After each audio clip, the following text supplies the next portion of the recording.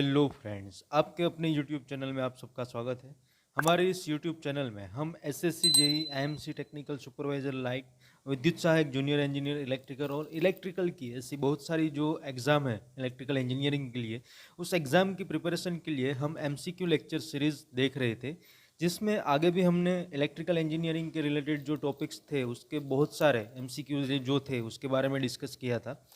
अभी हम एल्यूमिनेशन का जो टॉपिक है उसके एमसीक्यू देख रहे हैं, जिसमें हमने एल्यूमिनेशन के एमसीक्यू का पार्ट 1 जो है उसके बारे में डिस्कस किया था। आज के इस वीडियो में हम एल्यूमिनेशन का पार्ट 2 जो है उसके बारे में डिस्कस करेंगे। तो आइए फ्रेंड्स, वीडियो की शुरुआत करते हैं।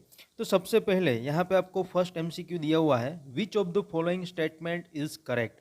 आपको नीचे ऑप्शन में कुछ स्टेटमेंट दिए हुए हैं, उसमें से कौन सा स्टेटमेंट जो है वो करेक्ट है वो हमें फाइंड आउट करना है। ऑप्शन देखते हैं। ऑप्शन है हमारे पास है, light is a form of heat energy. Option B, light is a form of electrical energy.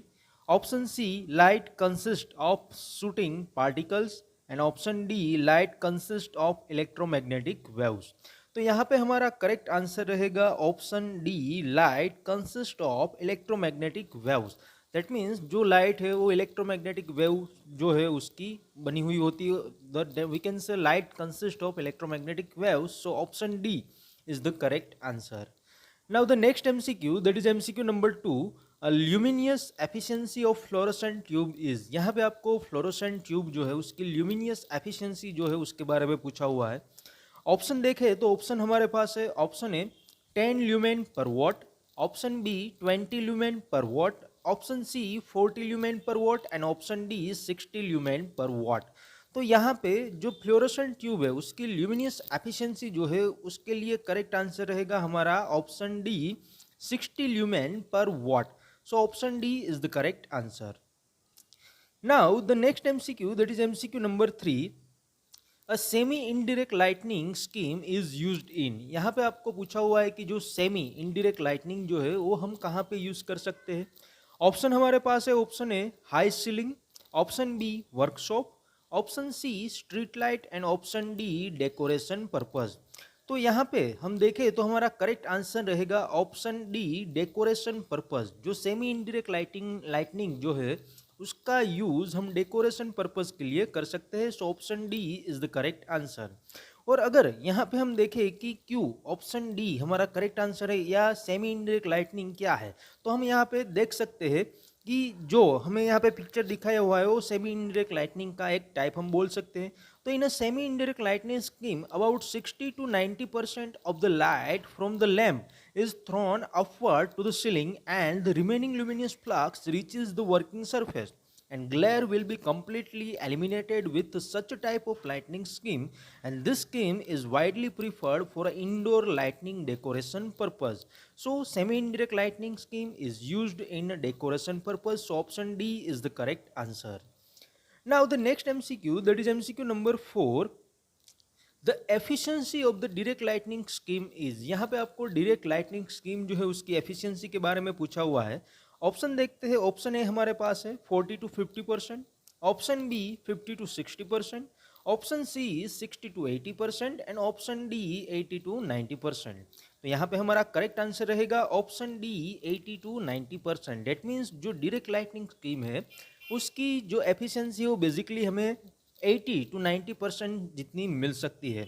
यहाँ पे भी अगर हम उसका एक्सप्लेनेशन देखें तो हम यहाँ पे देख सकते हैं कि इमेज में आपको direct, indirect, semi indirect and diffuse lightning जो है उसके जो डिफरेंट टाइप्स है, उसके जो डिफरेंट कनेक्शन है वो आपको दिखाए हुए हैं। तो यहाँ पे हम देख सकते हैं कि the direct lightning scheme is most widely used for interior lightning scheme.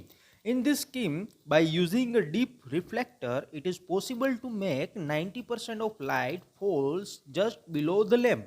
And this scheme is more efficient, but it suffers. This scheme is more efficient, but it suffers from hard shadows and glare. Hence, while designing such a scheme, all the possibilities that will cause glare on the eyes have to be eliminated, and it is mainly used for industrial and general outdoor lighting. So we can say that the efficiency of direct lighting scheme is around 80 to 90%. So option D is the correct answer. Now the next MCQ, that is MCQ number 5. The capacitor used in auto transformer circuit for sodium vapor lamp is 4. यहाँ पे आपको पूछा हुआ है कि जो sodium vapour lamp है उसमें कैपेसिटर जो ऑटो ट्रांसफॉर्मर में हम यूज़ करते हैं उसका मेन पर्पस क्या है। तो यहाँ पे हमारे पास डिफरेंट ऑप्शन है। ऑप्शन है हमें दिया हुआ है protection against the accidental power failure, option B controlling illumination level of the lamp, option C for regulating discharge voltage and option D for improving the power factor of the circuit.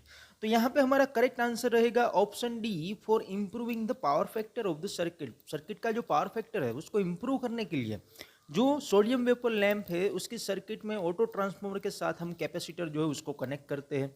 अगर हम यहाँ पे उसका explanation देखें तो हम बोल सकते हैं in order to start the sodium vapour lamp 380 to 50 volt of striking voltage is required, and for 40 and 100 watt lamp this voltage can be obtained from a high reactance transformer or an auto transformer.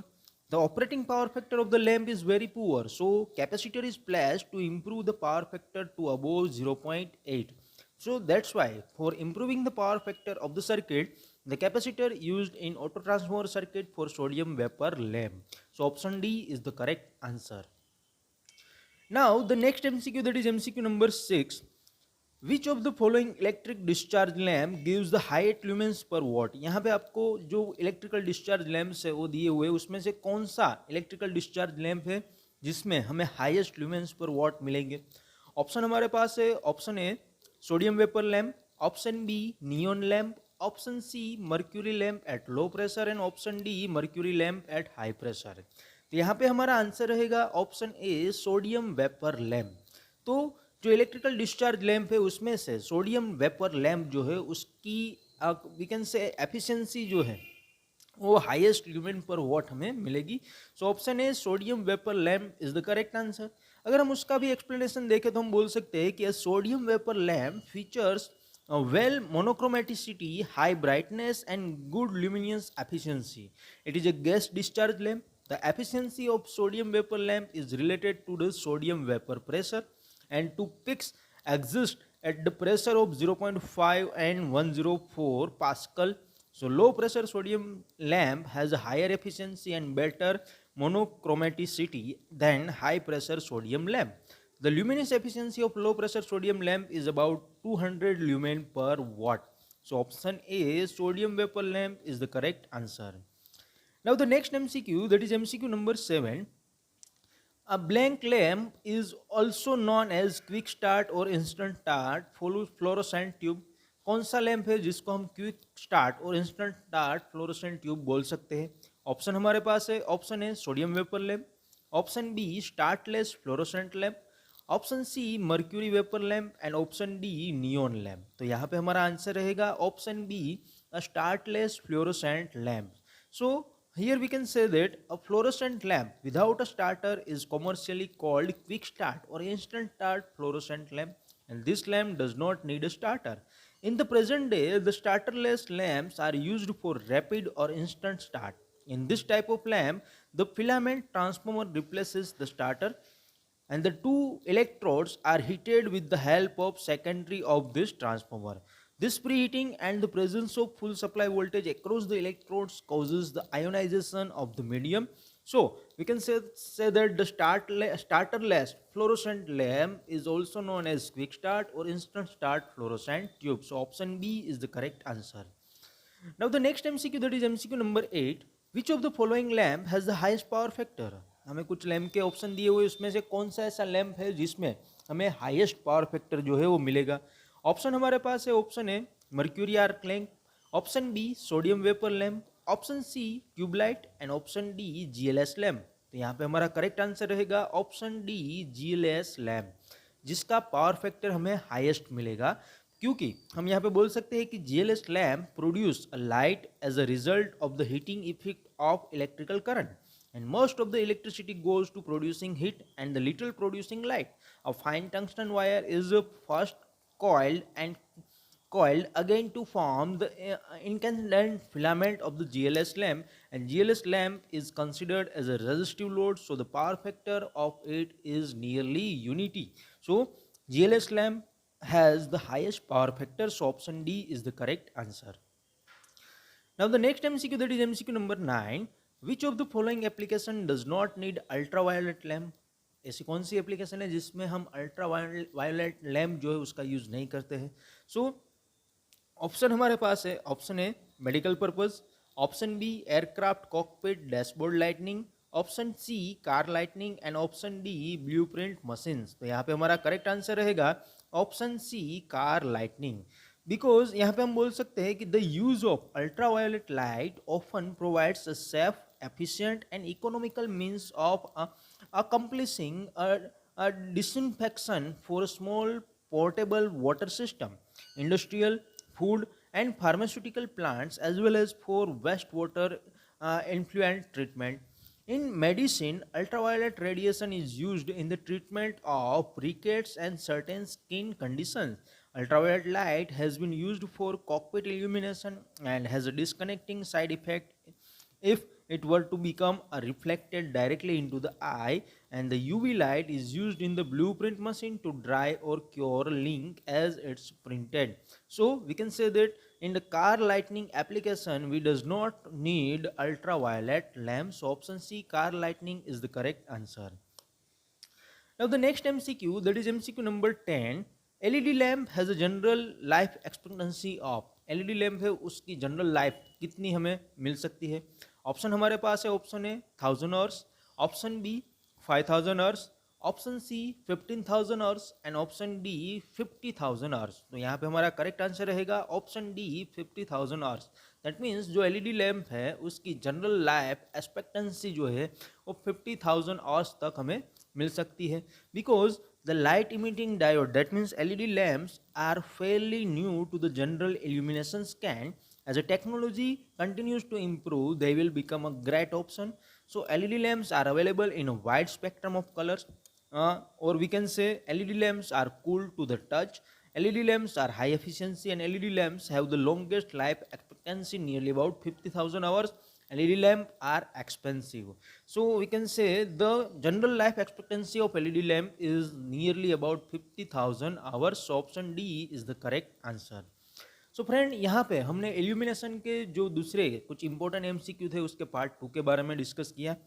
आगे हम दूसरे कुछ important MCQ के साथ illumination का part 3 जो है वो हम देखेंगे। तो अगर आपको हमारा ये पार्ट 2 जो पसंद आया हो तो वीडियो को लाइक ज़रूर से कीजिएगा, ज़्यादा से ज़्यादा इस वीडियो को आपके फ्रेंड्स के साथ शेयर कीजिए कि जिससे उन्हें भी एग्ज़ाम की प्रिपरेशन में हेल्प मिल सके।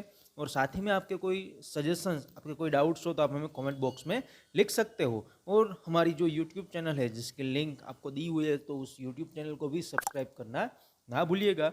और साथ ही में हमारी जो टेलीग्राम चैनल है कि जिसमें हम जो day to day job updates है, प्राइवेट और गवर्नमेंट जॉब अपडेट्स है, और साथ ही में हमारे जो वीडियोस के अपडेट है उस वीडियोस की पीडीएफ मटेरियल है वो हम रेगुलरली उसमें अपलोड करते हैं।